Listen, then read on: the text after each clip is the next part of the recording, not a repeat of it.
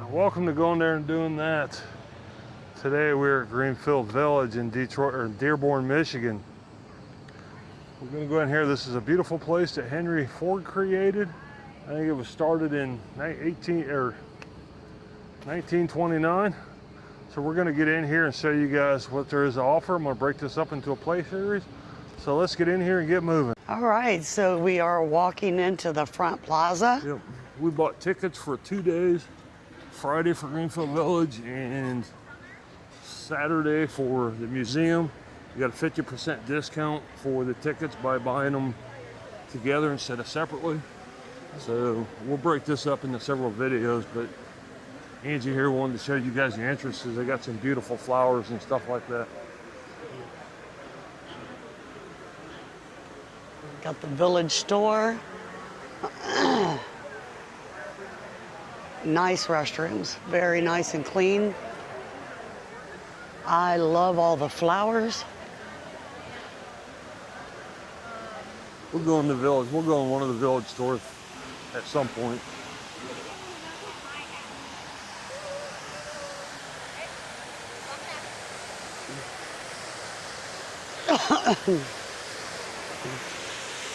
I like that waterfall. That is really pretty.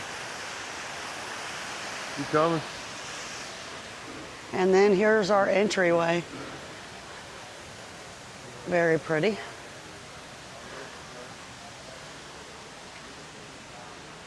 That too. Yes. Huh? Yep.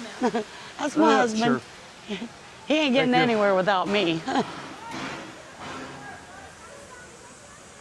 To give us a map, Okay. which will help. Yep. So I'll let you do this part while I figure out.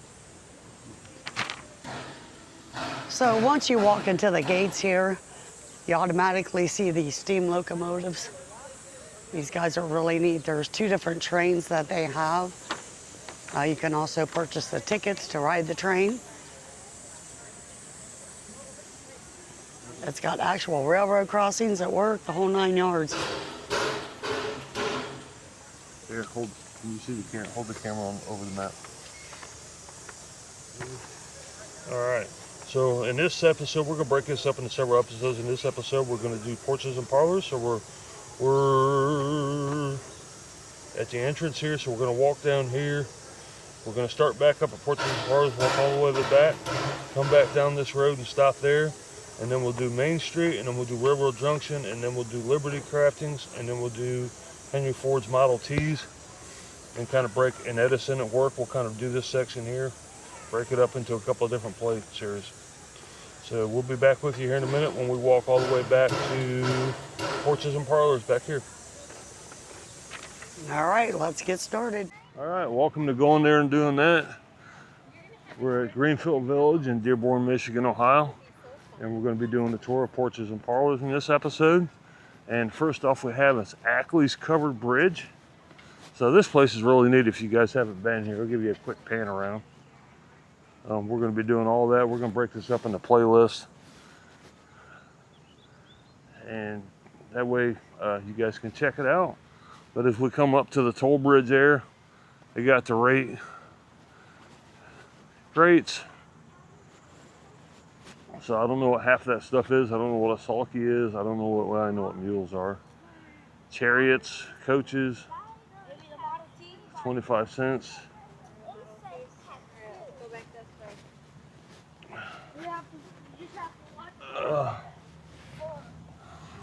Yeah, can't really see in there too much. It don't look like there's a lot to see in there. They made shoe repairs. They did what? They make shoe repairs. Rocks Village Toll House. In spare time, they made and repaired shoes. Oh, okay. You can see shoes on the table. Oh yeah, you can. You can see some stuff in there. It's not the best.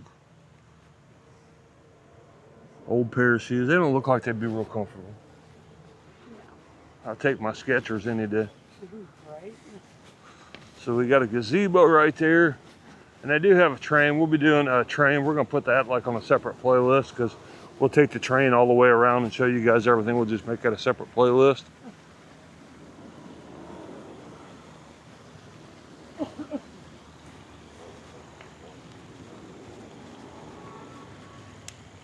And over there is Ford Motor Company's test track, which now we're up on a hill, we can kind of see it, but back to Covered Bridge here. Served an important purpose that connected busy roads and towns. This bridge here was built in 1832 near West Findlay, Pennsylvania on Wheeling Creek.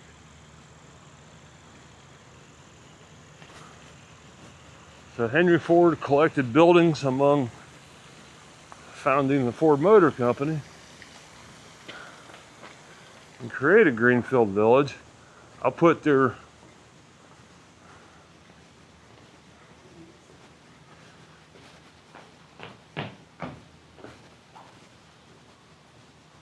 you can see the dowel pins and stuff in there that holds that together. If you look right there, you can see where they just drilled holes and then they just drove pins in to hold it together. And then you got the wooden shingles that are on it. Hand hewed, where they took the axe and cut that down.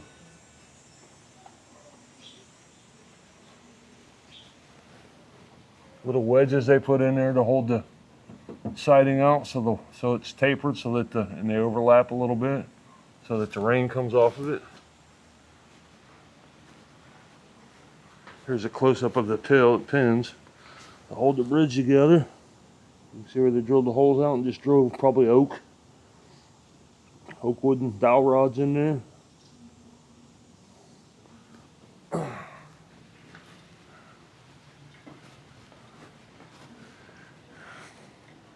And again, you got where they hand cut it.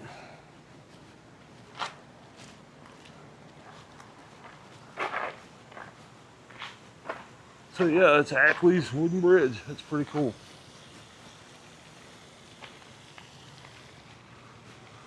Then up here, I think this is just a little kiosk off to the left.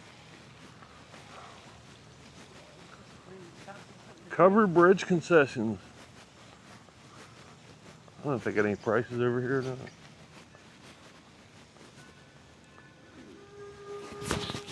Your mic's not on.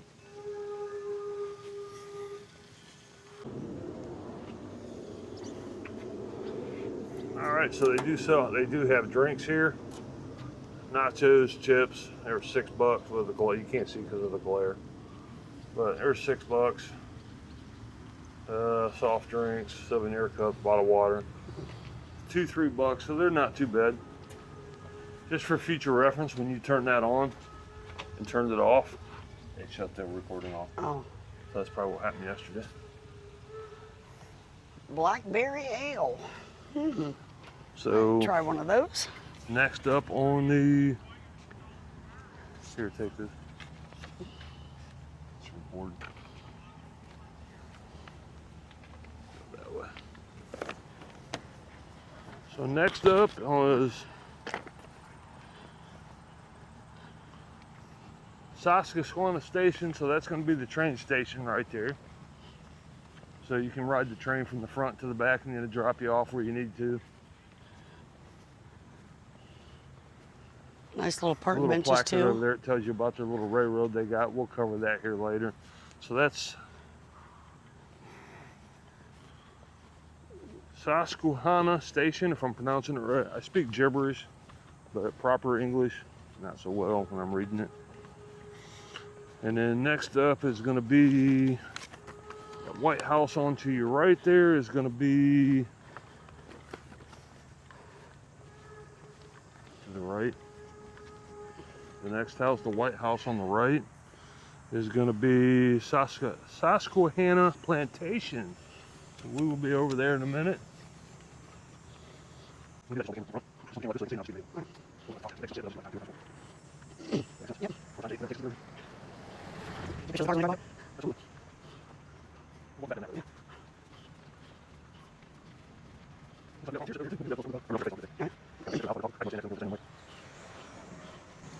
So you Got the said there old were split no rail hills. fence on the right hand side. All these cars.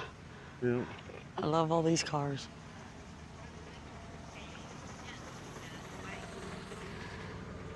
You got the old split rail fence area. It's kind of neat. The Carroll family lived in this, on this 700-acre farm overlooking the Patuxent River, where it flowed into the Chesapeake Bay. In 1860, the Carroll family depended on the forced labor of 775 men and women and children. These enslaved people built and maintained homes, barns, sheds, tended cash crops like wheat and tobacco, raised corn for livestock feed, preserved food, processed dairy products, making it possible for the carriers to maintain a personal and comfortable economic status. Enslaved people have had very limited control over their labor and their lives, yet they found ways to resist bondage despite threats of punishment or sale. This included maintaining strong family relationships whenever possible, decreasing their pace of work, and self-emancipation. This was built between 1816 and 1836 in St. Mary's County, Maryland.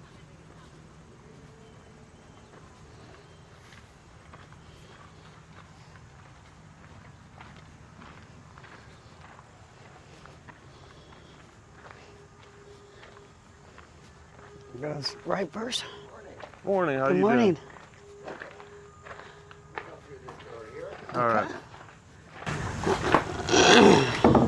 Yep, if you read the sign out there, it's the Susquehanna Plantation House from the Tidewater area of Maryland, St. Mary County. And Henry Carroll, his wife Elizabeth, and their 5 children. Okay. Yeah, 700-acre plantation, of which at least 400 acres of that 700 was under cultivation.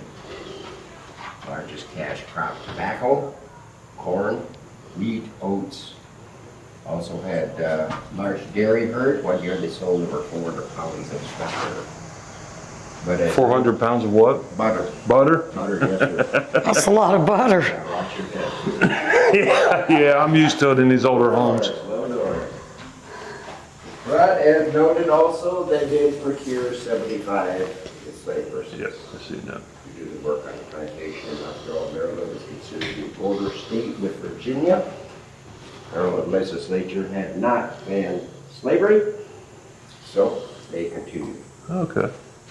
So this family here was very pro secession. Gotcha. Back when the Civil War first started, his eldest son from his first marriage, Philip, immediately went over to Virginia and joined the Confederate Army. Oh, okay. Okay. See what that means. Okay. All right. Oh, hi, come on in, come on in. Appreciate it. Thank Oh, you. you're welcome. Any other questions? Feel free to. Okay. Yeah. This is really neat. Yeah. I love these big back porches and big front porches. Oh, You yeah. see the back porch? It's just like the front porch. When I was a little girl, that's the way the houses were Fireplace. built. It's not even really a fireplace. It's just a stove heater, isn't it? Here's the kitchen. They did all the cooking. Oh, okay. That makes more sense than what I was seeing on the other side there. Another little area going upstairs. Small door. That door is tiny. If it doesn't show up on camera. Here, let's do this. Here is a regular door that you can walk in. Now, mind you, let me see if I can do this. I can't see there. Okay, so this is the door here, and this is me. Okay, so I can't even walk in and out these doors. Now, that door back there is the same height as this one. Okay, that thing there is like 4 feet tall. So I'm not sure that they would have necessarily used that on a regular basis or what that's all about. There you go. Either way, you're going to duck to get up there. Yeah, and then the bedrooms are upstairs, which we can't get to, unfortunately.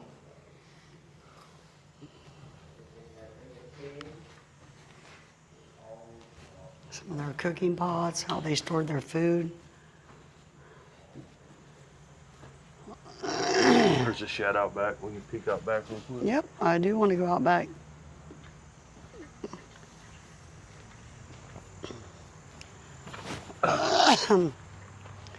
Most of the time, like he was talking about the butter, potatoes, things that they had to store and keep cool.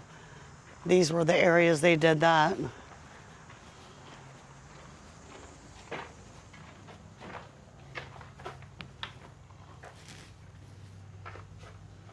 Well,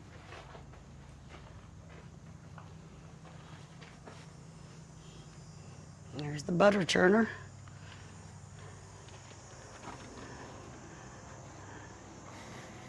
it's convenient they had a railroad Love tracks right in their backyard too. Yeah, I'm sure. I love them back porches like that. Yeah. Front and back, whole length of the house. I'd be. It didn't matter if it was morning, noon, or night. You'd have shade someplace. Of course, they had 75 slaves. I like this brick. It's kind of Yeah. I don't know what this was for though. probably their well, maybe. Oh yeah, didn't think about that.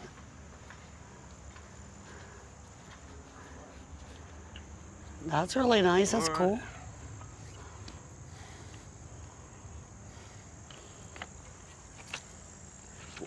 cool. Keep going.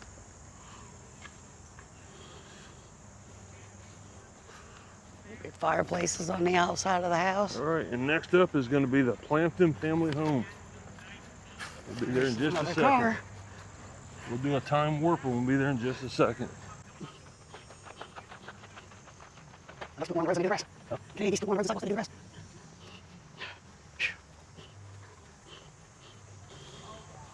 Plton Family Home, that is a small one.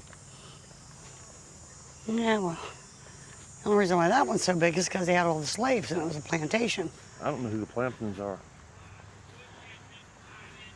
I wonder if they're related to Peter Frampton. Plton. Nice Plampton. try. Oh, see, I speak Plton gibberish Family too. Home. The family lore associated with this home dates back to associates back to 1640s, baby. Don't go too far. That's old. In reality, what you see is the core of a structure built by later generations of the Plton family in the 18th century. Family homes occupied a larger version of this house well into the 1830s. The building currently displays an array of 17th and early 18th century American furniture. A brick with the date 1640 and another with 1796 were found within the chimney when the building was dismantled and moved to Greenfield Village. So it was built in the early 1700s. So this is a smaller version of, or a portion of it. I don't know, did you hear what I was saying? Yeah. Oh, okay. I was kind of reading it just as much to you as I was to the fabulous fans that are watching this video. Oh, I hope the camera adjusts faster than mine. The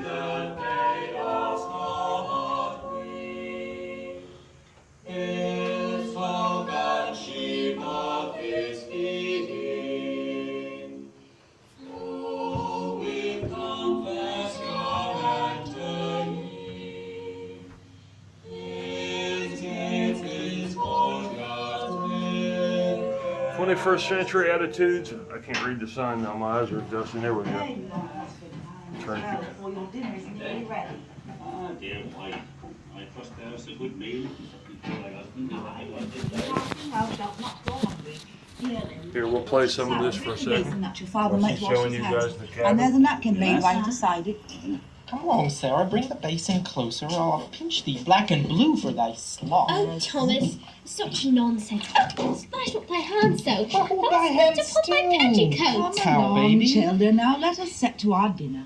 Sit thee down, husband. It's just like nowadays kids are arguing and bickering with each other. Now, let us lift up our eyes and our hearts to our most heavenly Father. O Lord, we beseech thee to forgive us our weaknesses and strengthen our hearts to do thy work. Now it says here, I'm not going to play it, I'll listen to all this. It says that this goes on for 5 minutes, but we just wanted to show you. You know, it's kind of stuff that you run to here at the village. It's kind of interesting. As you can see, to walk through and see how the different people lived in different time periods. And then you can see the I did, Father. beautiful fireplaces they had that they cooked in. I need sugar, just One about bed that they shared with who knows how many Father, people. I minded to tell you, the back wheel of the cart did lose her iron. It makes you wonder how they had, if they all slept in the same room, how they found time to have 6, 7, 8, 9, 10 kids. Kids go to sleep. I guess. Parents don't. So next up, on the right here,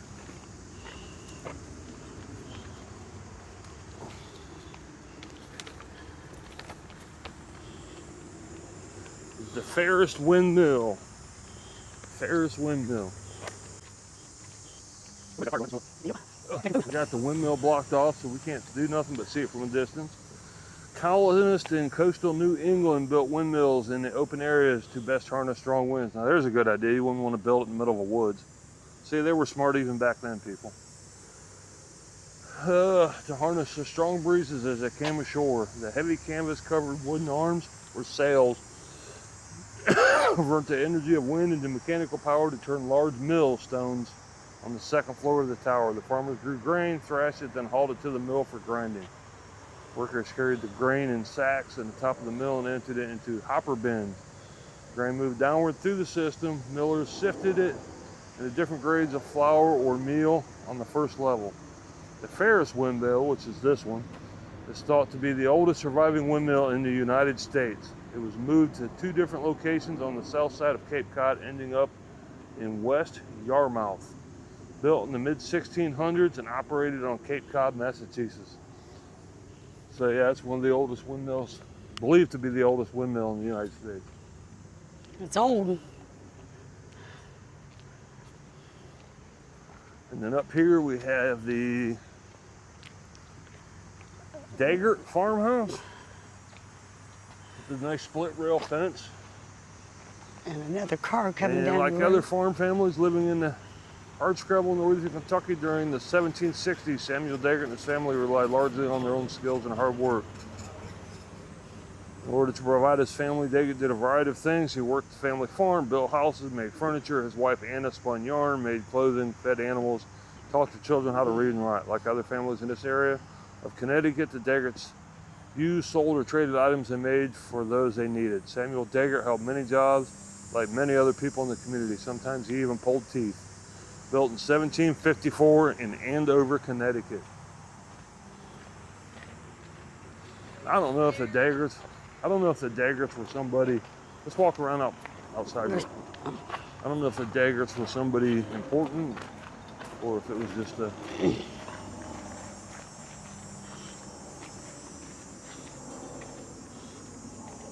And here's their yard. So, They could also cook out and big old soup pan. They can do laundry or whatever they need to do in it. Split firewood. over here's where they did all their Check out how they got their. firewood. Did you see the well bucket? Yeah. I'm on my way back. So they're showing where they put the trees up and cut them down, and then they'd split them and dry them. Had their own garden. Here's their well bucket. They sit there and lower this There's the down well. and get their water out. Yep. Give you a better view of that. I wonder what that's for. Hang meat off of it, dry it out maybe. Hang Yeah. a cow or deer or something off of it. And then there was the well. And they got a garden back here full of herbs and spices. They also use the rainwater to help them water their plants, keep the food growing.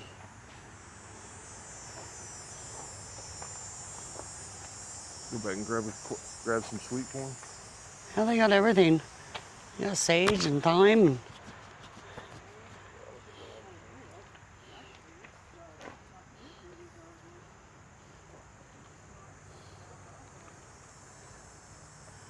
Lettuce, corn.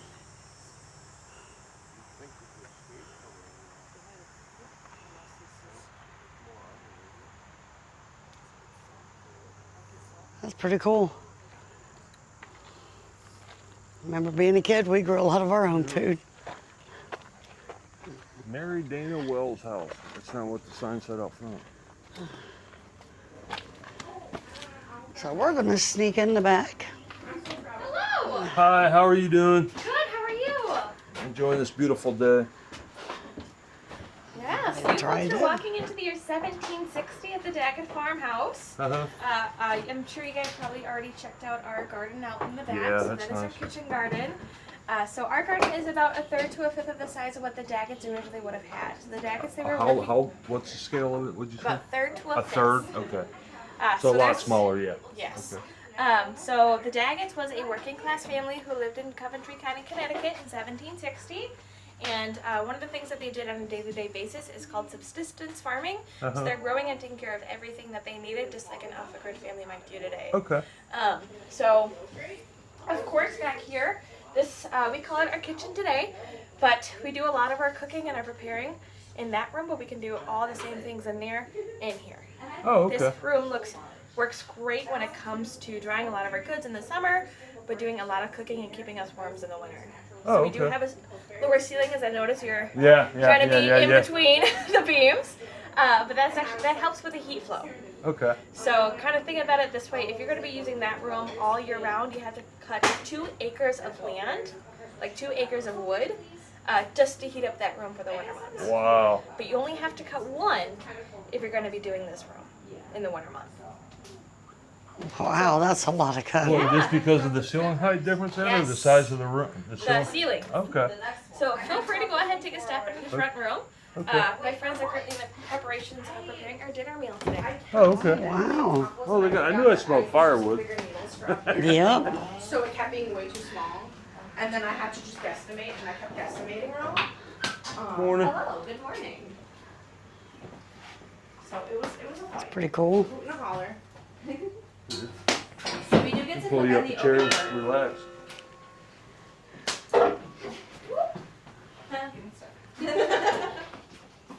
The spinning wheel. Where's the poke for the apple pie on the shelf? I don't think we have a shelf big enough for that. Yeah, there's supposed to be an apple pie sitting in that window cooling that the kids get into. We had a squash and apple pudding yesterday, which Oh. was actually delicious. That sounds good. Oh, it was even better because we didn't have to make it. They made it for us on Wednesday and saved it for us. Kind of food is the We food. went to You the don't have to make farmhouse the yourself. last time we was up there and they were making bacon in there. Oh yeah. And I'm like, I walked in, you guys are killing me. We had bacon yesterday in here. There's where they knit the mittens and the hats. And Okay. So back that's here's the gonna be, upstairs, which we can't get to, but that's how I'll that show you looks. back over here's the bedroom. Yeah. I think we should force him to where it's at. Not sure what that is. Over here's the bedroom, right off the back side of the drying That's kitchen. actually a pretty sizey bedroom compared to, surely they would have had to share that. One person. Oh, would have yeah. just had that. That could have been the master bedroom. Depends how many kids you. Might have been the master bedroom before you started having kids. Well, pretty sure that's mom and dad's bed and the kids were all on the Here's floor. another one of these low doors. There was definitely some short people back there. Could have like found some line. Yeah, That is really cool. There's some laundry drying. Next up is going to be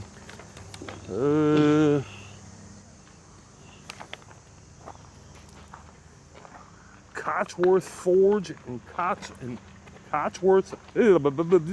Spit it out, Alan. Sorry, gibberish. When I'm trying to do English, the gibberish naturally comes out because that's my first language. It is the Cotswold Forge, Cotswold Forge, and their cottage coming up. So this is the forge. So Cotswold Forge is where the blacksmiths make things for the Blacksmiths local use to heat people. shape iron into items and tools and hardware. The Stanley family worked in this shop as blacksmiths in the English village of Snow Hill for many generations. Charles Stanley, who died in 1909, was the last of his family to work in the trade. By the late 1800s, his blacksmiths were the only making repairs on items that previously generations of blacksmiths had created. At the forge, blacksmiths made things that the local townspeople needed for their farms, homes, such as door hinges, gates, and locks. Built in the early 1600s, the Snows Hill, Worcester, England.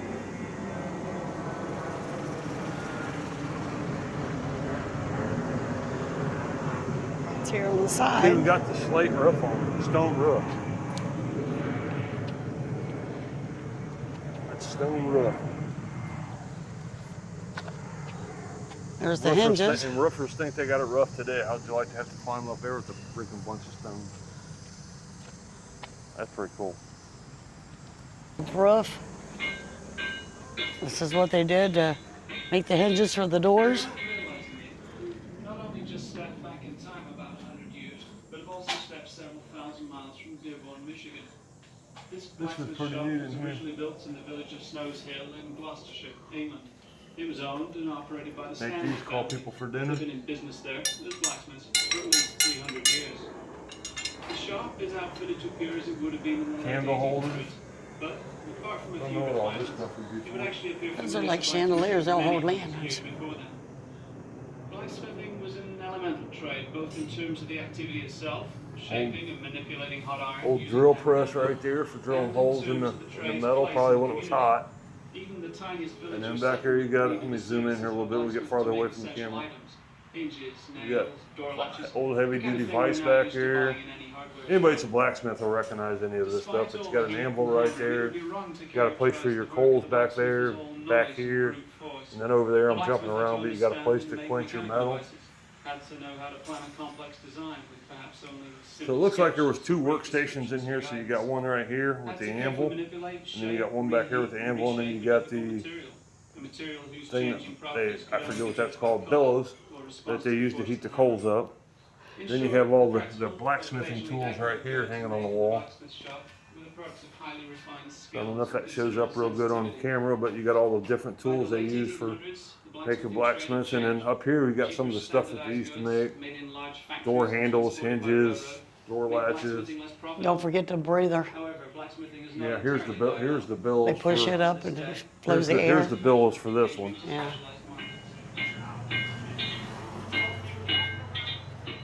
So it went over there and blew hot air into that to heat it up. So yeah, this is pretty neat. We'll zoom back out. They got some other stuff that they've been making in here, right here. Without realizing it, you've not only just stepped back in time about 100 years, but have also stepped several thousand miles from Dearborn, Michigan. This blacksmith I didn't mean to snatch the So that's pretty camera cool. away from you, but I didn't know if you'd know what some of that stuff was or not. I did not. Not So a Next blacksmith. we have the Cotswold, their home and their Uh-oh.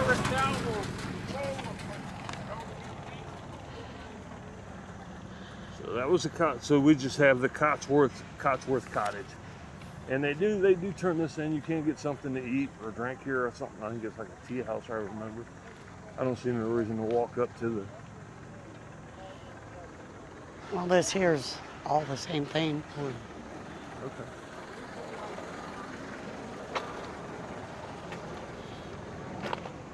See, back in the 1600s. Like, I think that's a well.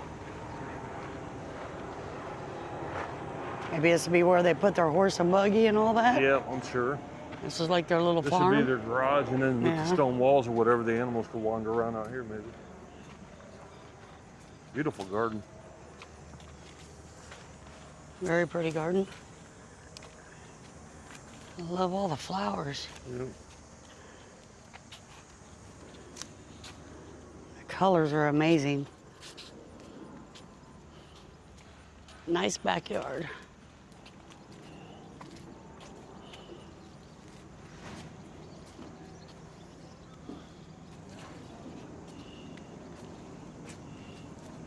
Little sundial thing. Yep.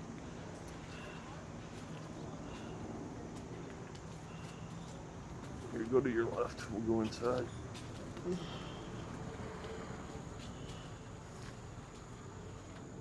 It's another well. Having these gardens is beautiful, but that'd be like literally a full-time job every single day. Wow, look how they built this. You know, hey, I can stand up in here. Yeah. This for a must have been their minute. kitchen, I would think. That's their dishes. Truly silverware, that's for sure. I'll closet probably going upstairs. Door.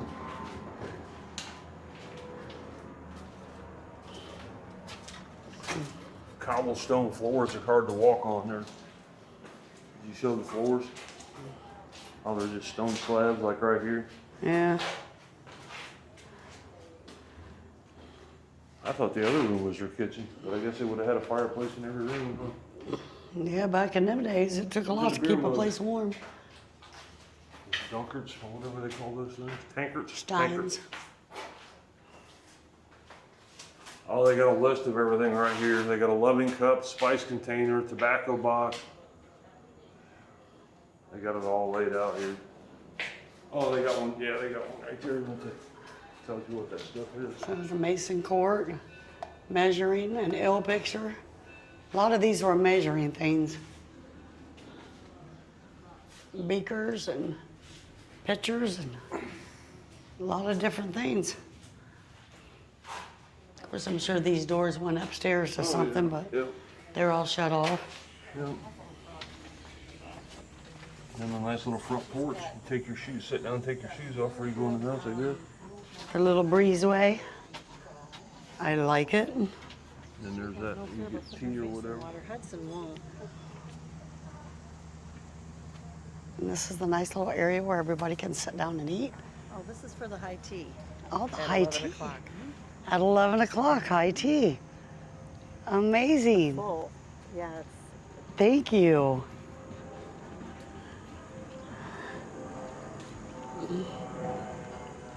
So, back in them days, they had the high tea at 11 o'clock. Huh? That's set up for high tea at 11 o'clock. Oh, okay. And it's always already full.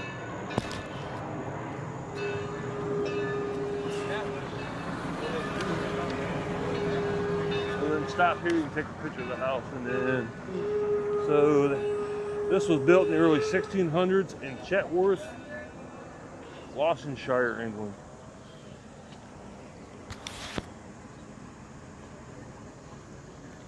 And once again, if you thought the stones on that other little blacksmith house was bad, look at the stones on that place.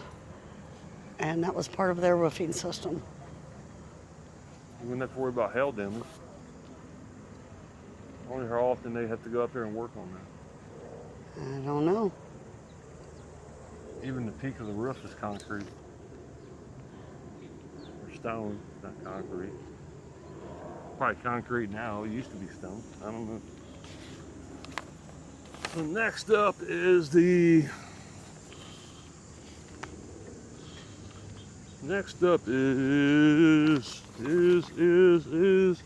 the Giddings Family Home. We could never get in this one last time either. They actually do have water fountains.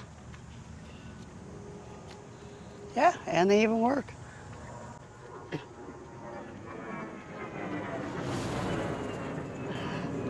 Giddings Family Home. Built for John Giddings in rural Exeter, New Hampshire, overlooked a tidal river that flowed to the Atlantic Ocean, connecting the town through profitable West Indies trade routes. Ship owners like the Giddings moved lumber, barrel staves, fish, and other agricultural products from the exterior to the islands of the Caribbean. The ships returned loaded with sugar, rum, molasses, and other goods.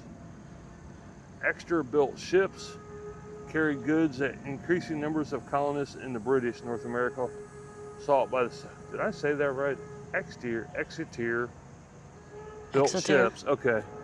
Carried goods that increasing number of colonists in the British North America sought by the Giddings investment in this commerce gave his family a life of relative comfort, access to a range of tableware, textiles, and other fashionable wares. Must be close to the Detroit airport.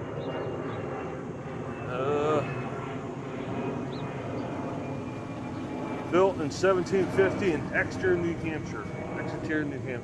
What if we can walk in if there's anything in the windows? Check. It looks like the door might be cracked. I don't know. If not, we can do some window peeping. Yeah. You're used to window peeping. I mean, the police have been to the house how many times from you walking through? Yeah, I'm just thinking probably it's because I just want to see if it's for sale. That they staged the rooms out nice. You know, that's my story. I'm pretty sure we can't get in. We wasn't able to get in last time. Nope. Nope. But it was worth a try. So yeah, they do have the room staged a little bit, but I don't know that you can look into it. I think all I'm seeing is pretty much a reflection of me. You might be able to see from the other side.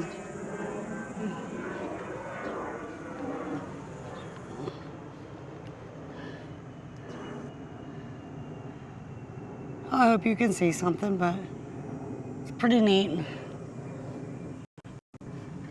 Looks like even back in the old days, these guys had it going on. Are you able to see anything over there? The shutters are closed on these. Yeah. I figured they just did the one room. Not that I can't see over them, but there's a dining room table on this side too. Yeah. Probably about all they got. Oh, here's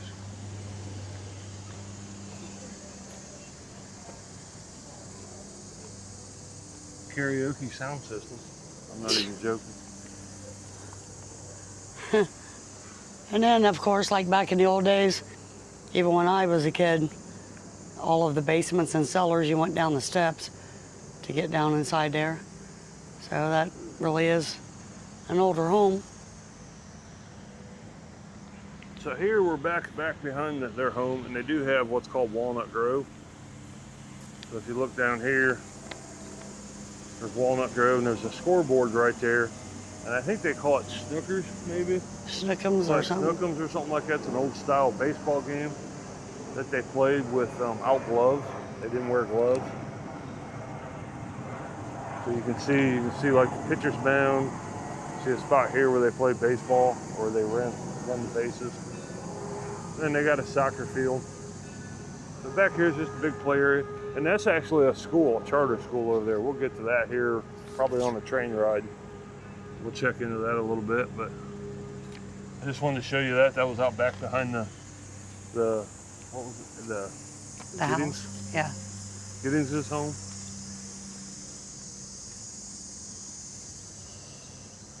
And then next up is going to be, As he walks up front to start talking about what you're going to see, I'm going to do a little bit of the back.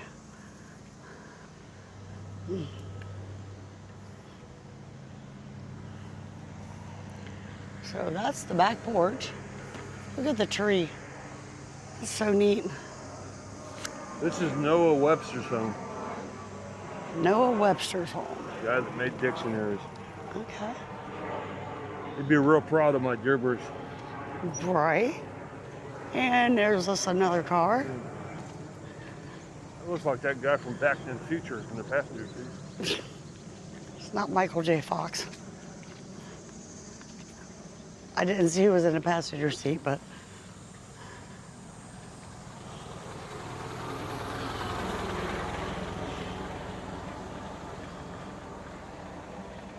this was what it had been like back in the old days. These are the cars you'd get run over by.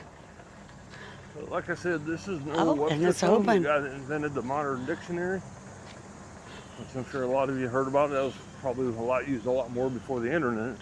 Noah Webster had this comfortable home built in New Haven, Connecticut, where he enjoyed an active family life. He wrote many of his publications and completed his ultimate life's work, the American's First Dictionary.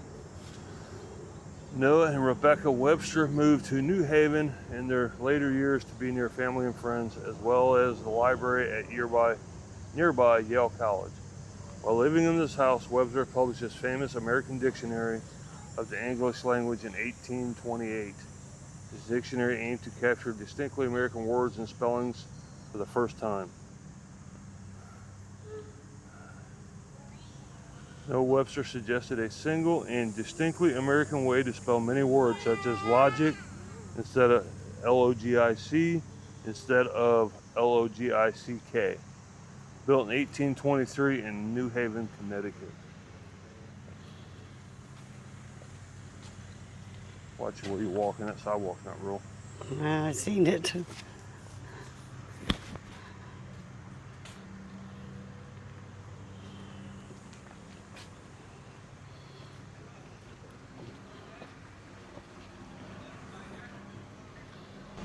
Hello there. Hi. Welcome to Noah Webster's house. Now, sir, I realize you were reading the sign for the video, but you're putting me out of a job. Okay, I'm just saying. I'm kidding. Obviously, I'm kidding. No, this is the actual building moved here from New Haven, Connecticut, from what is now considered to be part of the Yale University campus. Okay. Noah wanted to live close to Yale University because at the time, Yale had the best library, and for obvious reasons. Yeah. But this is the house he was living in 1928 when he finishes his American Dictionary.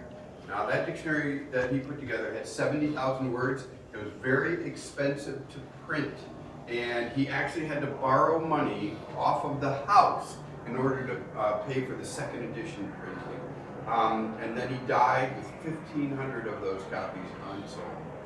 So he lost money on the dictionary, but after he dies, the family sells the book to the Merriam Brothers Publishing House. Okay. That's why it's called the Merriam-Webster Dictionary today. Okay. Now we have an original copy upstairs on display for you guys to see. It is pre-Merriam, so it's just Webster's Dictionary. And once you see the size of it, you'll go, oh, so this is why it was so expensive. I got you. You said that's upstairs? Upstairs. Okay. Yes. Wow. Thank you. You're welcome. This is amazing. Now we're showing you what it would have looked like in 1835. By 1835, Rebecca cannot get up these stairs because of her knees, so she takes that room there as a dressing room and uses the room behind me as a bedroom. Noah will take a bed into his study upstairs. He's a workaholic, so he just works until he falls asleep. I hear that. How many kids did they have, do you know? Yes, I do. They had eight kids? children. What you're looking at here is when Noah and Rebecca move into this building, 4 of their adult daughters are with them at the time. Oh, okay. And 3 of those daughters marry within 5 years of them moving in, leaving Louisa, their youngest, who had a mental condition. We don't know what it was. Not even to speculate, but enough that she was going to stay home for the rest of her life. And she was cared for by their servant, Lucy Griffin.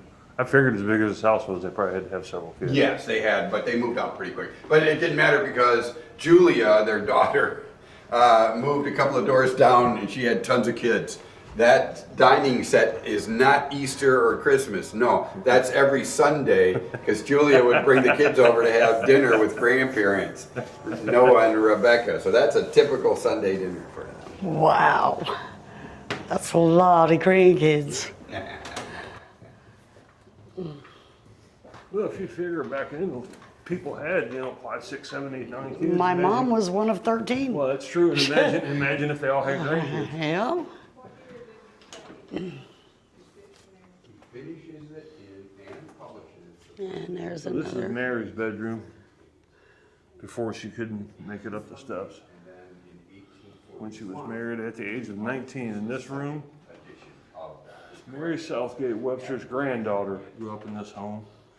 Remained here until 1839. Oh, okay. Oh, he did not. Louise's room. It's the family. It says Louisa's. And they sell his entire life. So they had pretty good sized rooms anyway. There's the chamber pot under the bed. Those things were real, people. There's the candle for them to see at night. The clothing that they actually wore. This over here is the guest chamber. Little sewing nook.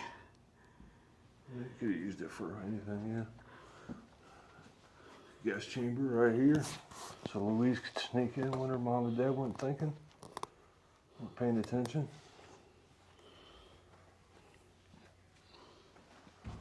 And look at these old canopy beds. You gotta love them. I think they are so neat. Another chamber pot. Little fireplace in here. And this is his actual study. And like the gentleman was telling us, he slept in the bedroom. This was part of his bedroom, or his bed became part of his study. I don't know if that's that dictionary the guy was talking about how big it is. Yeah. Or there's some other books by in the other room, and then there's books all around, so I'm not sure which. I can't read it to see if that's the first edition or second edition. Obviously, we're not going to be able to look at it because it's too old. Yeah, I can't I would open it and think, touch though, that. that right here it is.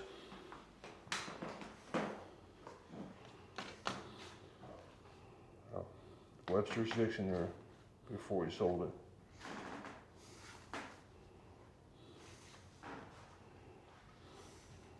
And then spelling checkers, and See how thick that book is. He said then it had becomes 70 the Merriam. That dictionary there had 70,000 words in it.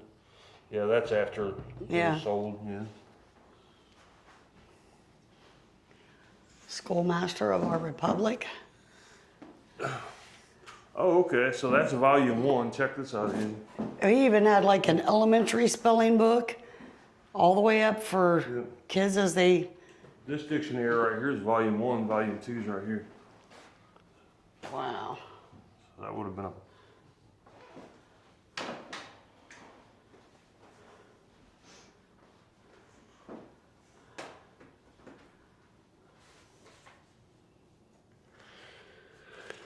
Cool. This really is neat.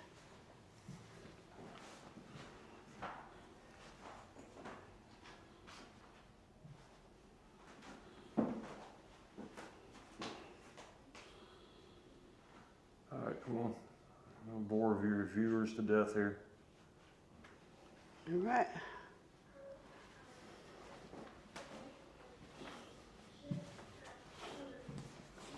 Don't need to necessarily look at everything in detail. You just need to show them what they can see.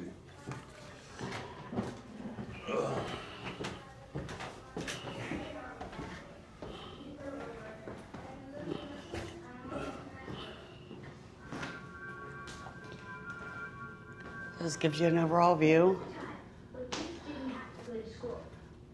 In fact, 2 children spent more than a few months there, and many never sat in the schoolroom. And they actually have a video room that tells you everything about his life and this house and how he grew up. 200 years ago, when Webster was a young man, most Americans lived on And then they do have a breakdown of the house real quick. Gives you an overview of the whole house and then what was on the first floor. Drawing room, parlor, dining room, dressing room, which we've been showing you. Webster studies up on the second floor. Louise's bedroom, Mary's bedroom, and the guest chamber.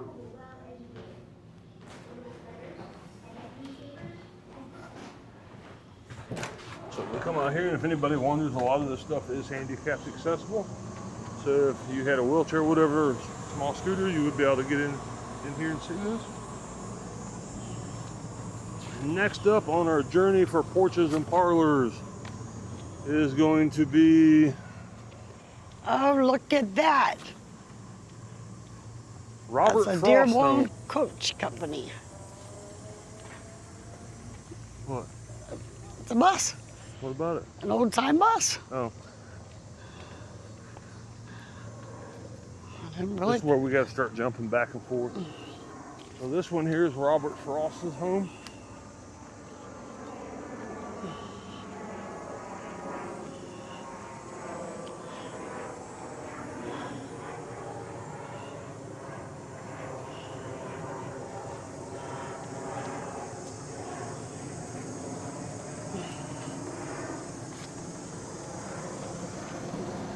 And Robert Frost, you guys can Google him. This house was moved here in 1937 by Henry Ford himself. Well, maybe not personally, but he oversaw it. This house was built around 1835 in Ann Arbor, Michigan.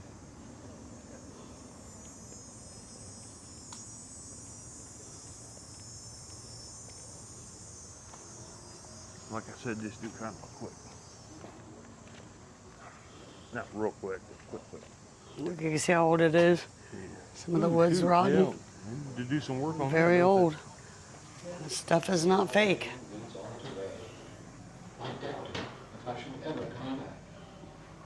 So yeah, a lot of times when you guys come to these homes, they got speakers laying around so you guys can hear stuff. 2 roads diverged in a wood, and I took the one less traveled by. The American poet Robert Frost As when all died in 1963. He's teaching at the University of Michigan in the mid-1920s.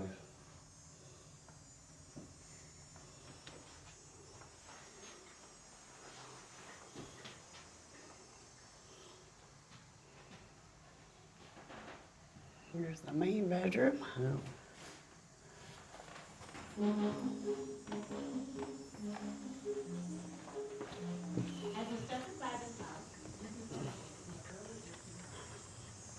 So then we will jump across the street.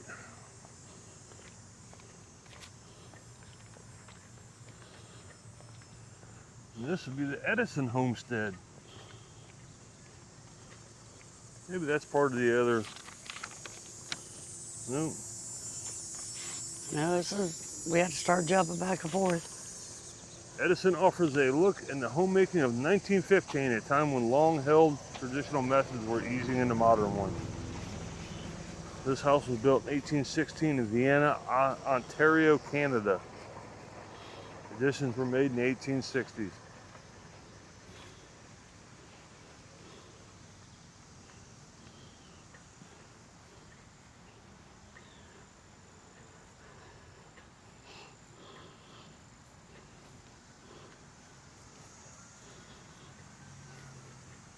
Looks like it might be closed off. Yeah. But I'm a window peeper. We know.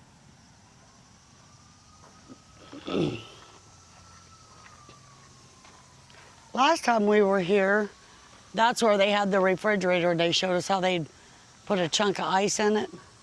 I don't remember that. I believe you, I just don't remember it. So yeah, here's the front of the house. It looks a little more modern. Then we need to go back up this way and go back across the street.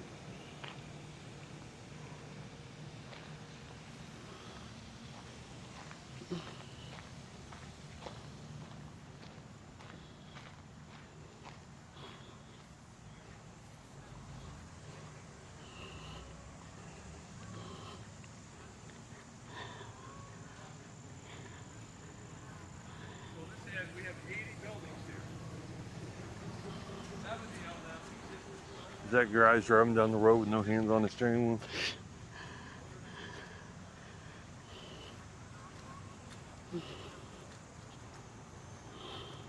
So next up, we will stay on this side of the street. And we'll get this red house up here on the left. And that will be... yeah.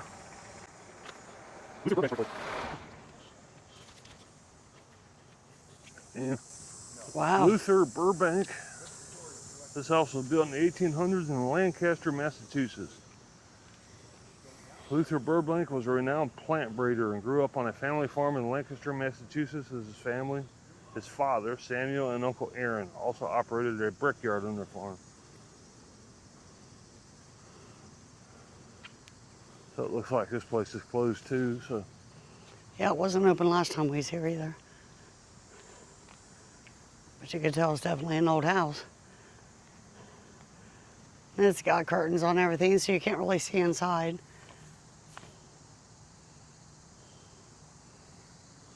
looks like they've been scraping on it, like they're getting ready to paint Yeah, like it. they're getting ready to paint it. Kind of fix it back up a little bit.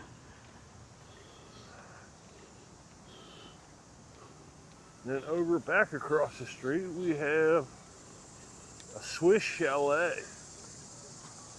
Ooh, sounds fancy.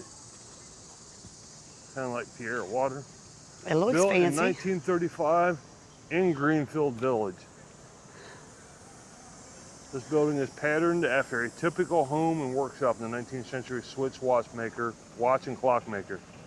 Henry Ford had great interest in clocks and watches, and he collaborated with Pierre Cartier, a famous watchmaker and jeweler, to design and build their fine timepieces.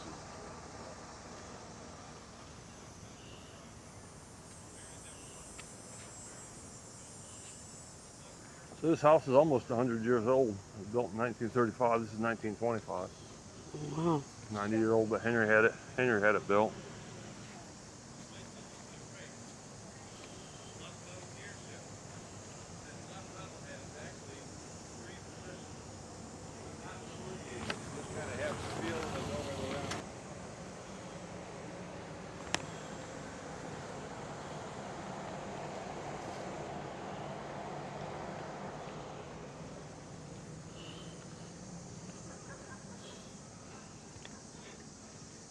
Well, it has central air now. Yeah, it says for staff only. Yeah. It also says that they use this building right here as a tornado shelter. It shows you on the map you can use that for tornado shelter. Wow. Which is probably one of the better built buildings. Oh, yeah. It's made out of stone. So next up is number 88. And it is Sounds of American Gallery. I don't know what that's supposed to mean.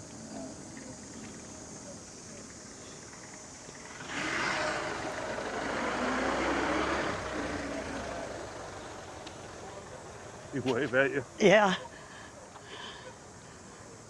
So it looks like they just built a handy accessible ramp for this one.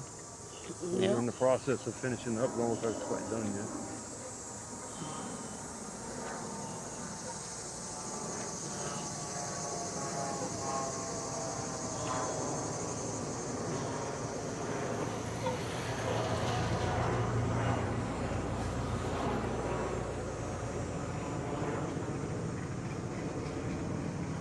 Music was an important part of everyday life in the 1800s. People enjoyed singing, playing instruments, and seeing live performances. And in the days before songs could be recorded, Americans entertained themselves by playing music, families, blah, blah, blah, blah, blah.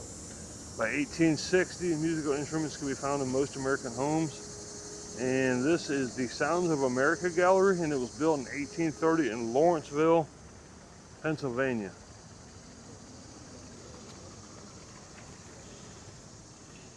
I don't know. You guys can Google it if you want. I don't know if it's supposed to be a concert hall or something, maybe. It looks like they chipped up a big tree. Schoolhouse. Oh,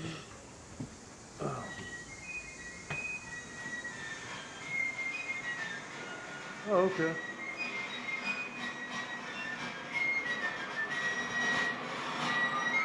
So this is just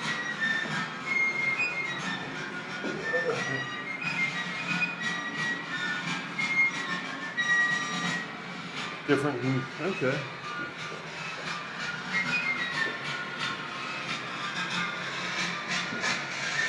You can play the flute, can't you? Yeah. And the violin. I don't know. Well, I've known you 10 years. I've known you for a while. I've never known you to play the violin. Played the violin for 12 years in school. We call it a fiddle where I come from. Yeah, right, whatever. I did. I seriously did. You're from Piqua, Ohio, isn't it? Yeah, my whole family's from the South.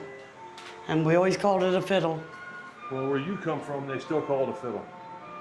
Yeah, right there it is. 1772 violin. The same one you used to, is that the same one you used to play? You donated it to Henry Ford? No. I had to even learn how to play some Bach and Beethoven for school. There's an old, check that old. A box that does that? Yeah. This is old xylophone thing? Yeah, check that out. It's got I'll see if I can zoom in on it. It's got holes in it. You guys can't see that. It's kind of neat. So that's the old Star record. And all those markings are holes in it. The holes is what gave it that sound. Looks like all that. And then you got this old thing here. Yep. That's a hearing aid. Yeah, for me. They used to hold that up to their ear. Yeah. That horn on the end. It's a cylinder phonograph. There's a roller organ. It's a cylinder music box. I wonder what this is. The piano. I can't get in it. Old Susquehanna, Beautiful Dreamer, Wait Till the Sun Shines. Shine On, Harvest Moon. One of the old songs from back in the day. This is pretty cool. Hey, it ain't like they had Pandora back in the day, so. All right, so if you guys like this kind of stuff, don't forget to hit the like and subscribe. We're going to be going to the Henry Ford Museum. I've also got videos out for the Detroit Zoo, or will have videos out for the Detroit Zoo. Different zoos, Columbus Zoo, Cincinnati Zoo, Indianapolis Zoo. We'll be doing the United States Air Force Museum. So if you guys like that kind of stuff, hit the subscribe notification bell. Keep an eye out for it. all that good stuff coming up. Leave comments down below. We're going to take a little bit of a break and wet our whistle here real quick, and then we're going to be going over to The Heritage Slave Quarters over here, and all this stuff down to the street. But I just wanted to give you a screenshot of what this town looks like. But we'll be back with you here at the snap of a finger. All right, so we got a little break out of the way. I will put links, if you guys don't watch any of my other videos, I will put links to Greenfield Village down below. I also put a link to Google Map and Expedia. That way you guys can check for places to stay here. But if you guys want to see what it costs, we got a 2-day ticket membership for the museum and Greenfield Village, and was able to save 50% on the tickets. So keep that in mind, and I'll put those links down below in the description box. And here we have slaves. These were built 1820 near Savannah, 1820s near Savannah, Georgia. One of the 52 on this plantation. Furnishings provided. So this just gives you an idea how the slaves lived back in the day. Back in the 1820s.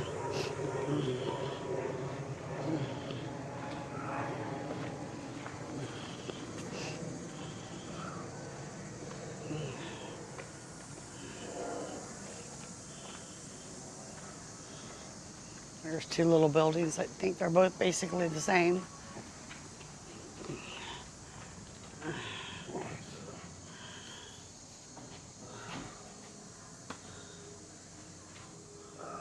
Enslaved persons throughout the South were not passive victims. They endured and resisted their bondage. Some rebelled in quiet ways. They slowed down their work.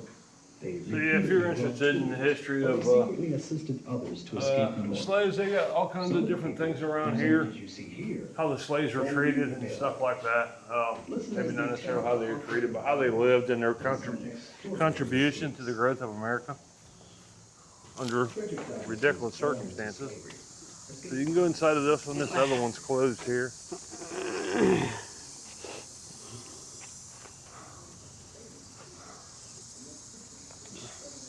So, but yeah, that's what they would have lived in. They would have had, I don't know how many people would have lived in there. There's probably a sign in there that said someplace. I didn't see one, but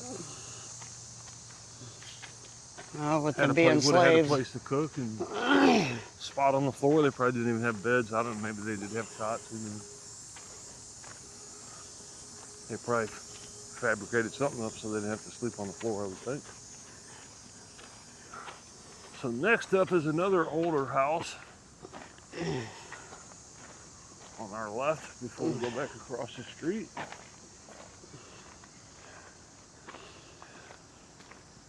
And of course it's got a small garden. The Maddox Family Home, built in 1880s in Bryan County, Georgia by Amos' father Andrew on land purchased by Amos's grandfather, Amos Morrill, both of whom had formerly been enslaved. This enriched supporters of African community. They thrived despite the racial discrimination under legal laws. They lined their walls of their home with wallpaper to insulate it, keep it from getting hot, to keep it cool in the summertime.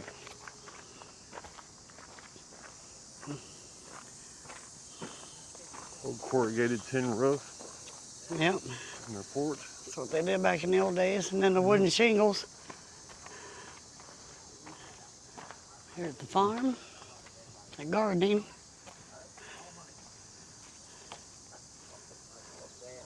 You come up along the side of the house. See the old wash tubs. Morning, how you doing? Look like something would have been for some of the animals and chickens or whatever. Got a ladder.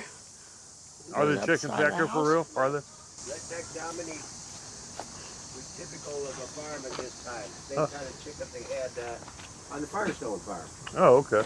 Over there too. But this is what they typically would have had on the farm here. So this is a African American family that actually had come out of slavery.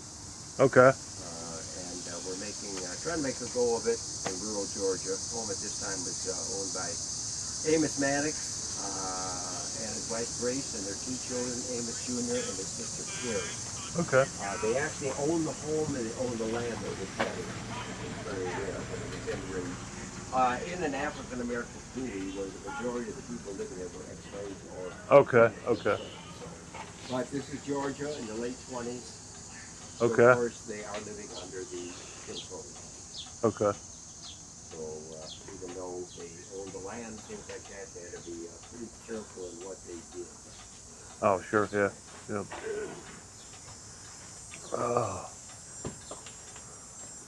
Yeah. Wow. They were shorter than I was. Sure. Yeah, you got it again. So, watch your head. Yep, sure thing.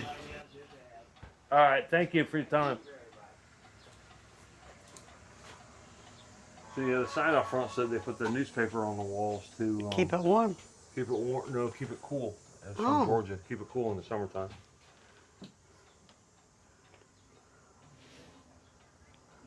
Newspaper, Savannah, Georgia, Sunday, February 12th, 1933.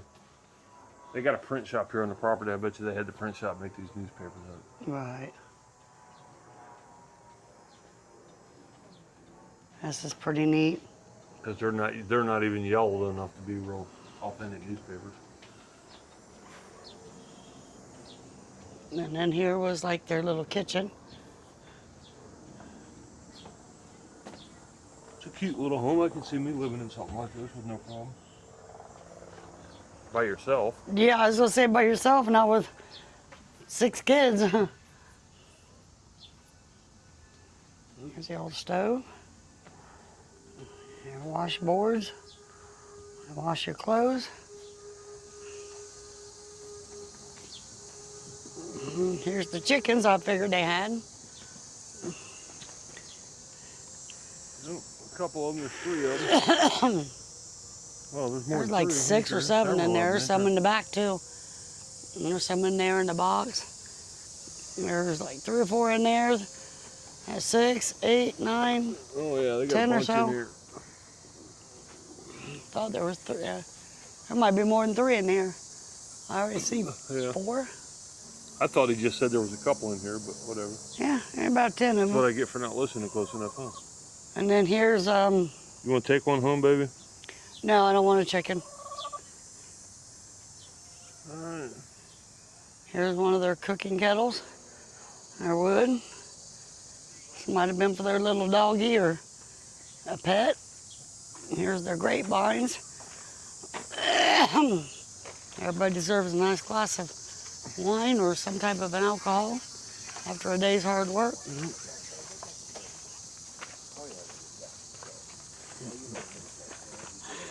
They could have made raisins so they had fruit in the wintertime too. That could be too. Or just eat a lot of grapes. But you know what I was thinking? Just say it. After a day's hard work, just sit down and relax, have a nice drink.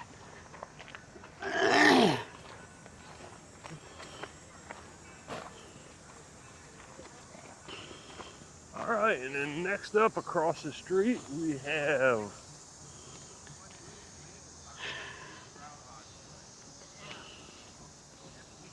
they rotate the volunteers around, I guess, so they don't get tired. I don't know. Break up the monotony of saying the same thing over and over. Charles Stein's cabin. Charles Stein's regarded as the greatest electrical engineer of his day. He built this cabin in addition to a few other buildings to create Camp Mohawk, his distraction-free retreat. He was surprised when Camp Mohawk was struck by lightning, shattering a large mirror. That twist of fate led to some of his greatest inventions into investigations into electricity. Built in 1896 on the banks of Vale Creek in Mohawk Valley, upstate New York.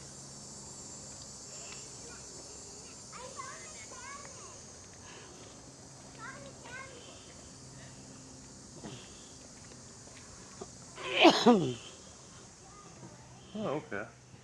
Just a small little getaway cabin, huh? A little bit of a study. Meet Charles Steinmetz, who's also known as the Wizard of Electricity because he used advanced mathematics to solve problems associated with alternating current. Pretty cool, huh? Wow.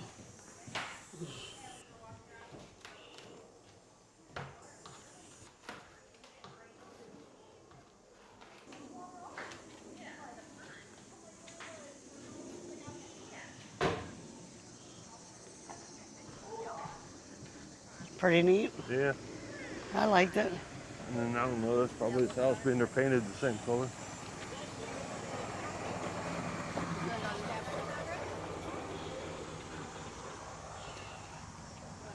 And then next up is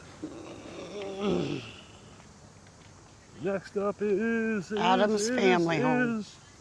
Adams Family.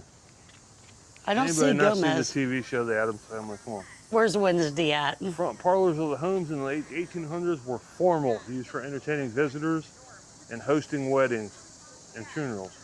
The back parlors were used for the family to relax. Looks like this home's closed. We're probably not going to go in there. Yeah, they This got was built everything in shut. 1840 in Salem, Michigan. Additions were made in 1870. So we turn back and we have a schoolhouse. So as soon as this bus goes by, we'll jump across. Or do you want to just do this and then do those? We can do that. We can Yeah. do this house up here on the right. So we live in a democracy. Our marriage is based on a democracy. We take votes, and whatever she says, I vote for. It keeps our marriage happy. That's only Chapman because Family Home. Modest house of the home and country school teacher John Brain Chapman and his wife Susie. During the late 1870s, Chapman taught several terms in one-room schools in Dearborn and Springwell townships. The rest of the time, Chapman worked as a farmhand and as a cooper making barrels for the local farmers. He was known for his ability to keep order in the classroom. He taught during the winter term when older boys attended school since they were not needed on the farm.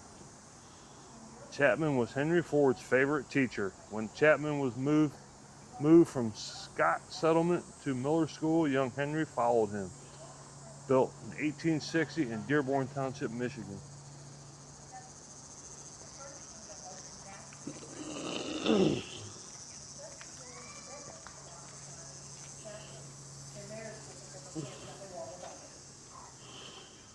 This simple house, built in Dearborn Township, Michigan, was the home of John Brainerd Chapman, Henry Ford's favorite teacher. Chapman and his young wife, Susie, lived here during the 1870s, when Chapman taught at the Scotch Settlement School and later at Miller School. Most school teachers were women, but men were often hired to teach the winter term in rural areas in the Midwest, when farm work lessened and the older boys could more easily attend school. Male teachers, who were generally paid more than female teachers, were thought better able to handle these older students. John Chapman taught school. Yeah, because they didn't need these teenage kids sitting under school teachers all the time. Henry Ford loved his teacher, and when Chapman later moved to the neighboring Miller School, very nice. Nice little area. in country schools during the late 1800s, most men. We'll be going across the street to the Williams Home McGuffey.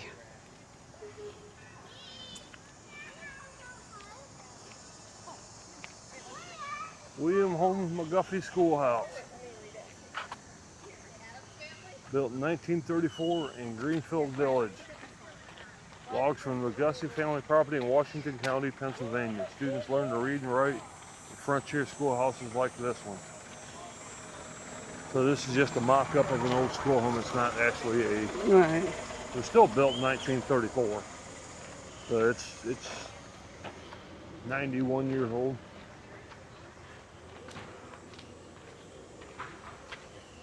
Nifty little gate here to let people know when... Oh, I missed that part of it. So the log falls off and comes down and hits somebody on the head. Yeah.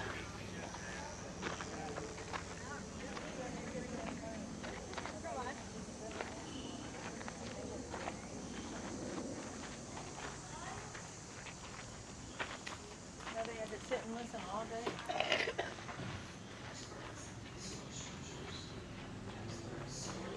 Yeah, it kind of reminds me of an old church or whatever where they just had pews, Yeah. but I guess they sat over there and did their homework on the side. Hang their coats here, sit here and listen to lectures.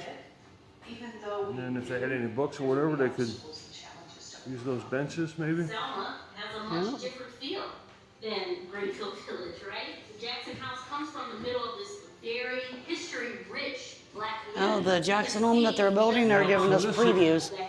So this is previews of the Jackson home right here. They're getting ready. We'll show you when we go outside the building, but they're explaining that project. And they got the, here, put the camera on me again. Put the camera on me again. So if you look up here, they got the same thing I showed you guys on that wooden bridge, where they notched out the holes in here and they drilled the wood down below. And then they drilled holes in here and drove the pins in. That's what held it together, kept it from falling apart. They didn't have nails back in the day, so they used probably oak pegs. They did the same thing. They notch it up, slide that beam in, drill a hole through there, put a pin in there so it doesn't fall out. And then if you look over here, they take a log and notch it out, and then they just take wood, cut it in there, and that's what they do the roof rafters.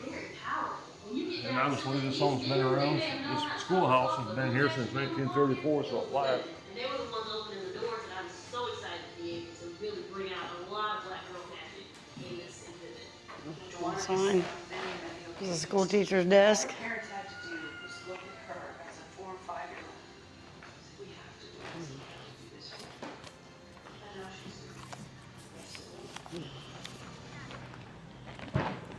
So over here is where they're building, and it's not done yet, so it don't count. But over here they're building the Jackson home or whatever, so they got this area all closed off. There's a building right there, we'll check it out real quick, but I don't know if it was open or what it was.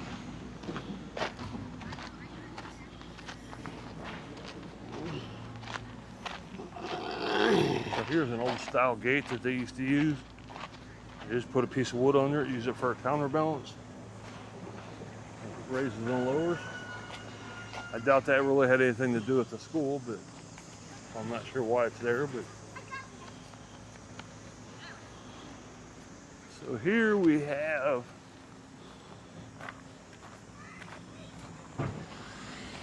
William Holmes McGuffey's birthplace. Created this easy to understand electric reader based on his experiences growing up in Pennsylvania. Built in 1790 in Washington County, Pennsylvania. William was born in the 1800s in western Pennsylvania to log home when he was 2 years old.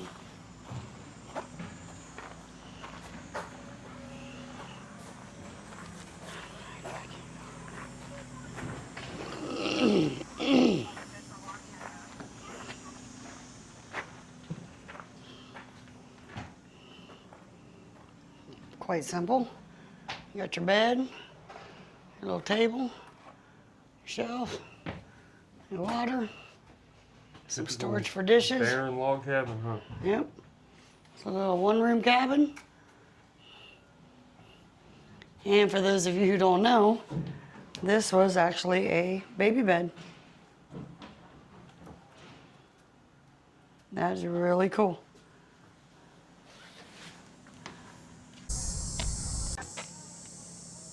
All right, so we're slightly out of sequence here, but I'll add this into another part in the video. George Washington Carver's cabin is a renowned black scientist. George Washington Carver analyzed crops and other plants to identify hazards of production made from them. He also wrote dozens of educational publications advising farm families about health, nutrition, and agricultural practices. Carver, born in rural Missouri in 1863, later earned a degree in agriculture science Iowa Agricultural College before moving to Alabama to teach and direct agricultural research at Tuskegee Normal and Industrial Institute. His work caught Henry Ford's attention. Ford built this cabin as a memorial to Carver and presented it to him in 1942.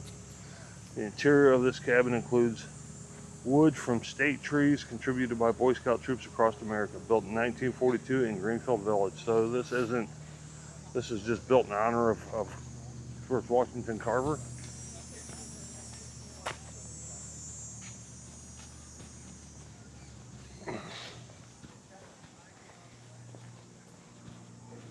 Before everybody get my eyes adjusted when I walk in here. Oh. So yeah, here's some facts about George Washington Carver, educator and naturalist.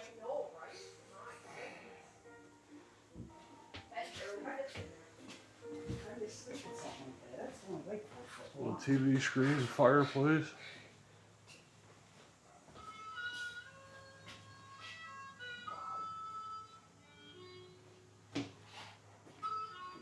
George Washington was born into slavery in the Portrait of him. before the end of the Civil War. Irving Bacon, Dearborn, Michigan, 1944. Supporting himself. Eventually, he earned a high school. So, if I didn't say, or if you guys didn't catch it earlier, we'll put links down below for everything. For Greenfield Village, Henry Ford Museum, always put links down below my video. That way you guys can just click on it, takes you there. If you want to see what the prices are, their operating hours, these old-fashioned cars that are driving by, you can get tickets for those. And some other things, you guys can check all that online at their official website. I'm not affiliated with them, but I always put the link for places I go. I also put links down for like Google Maps. That way, if you guys want to just click on it, I know you guys know how to use Google Maps, but it just makes it easier for you. And if there's other things you want to do in the area or try to find a place to stay, I'll also put links down below for Expedia. And then that way, if you just want, just trying to make it easier for you guys just to find a place to stay and things to do other than, you know, like us, we live 4 hours away. So it was worth coming up here, getting a motel and staying a couple days and finding some other things to do while we were up here. So appreciate you guys watching and you enjoy. This will be the end of part 1.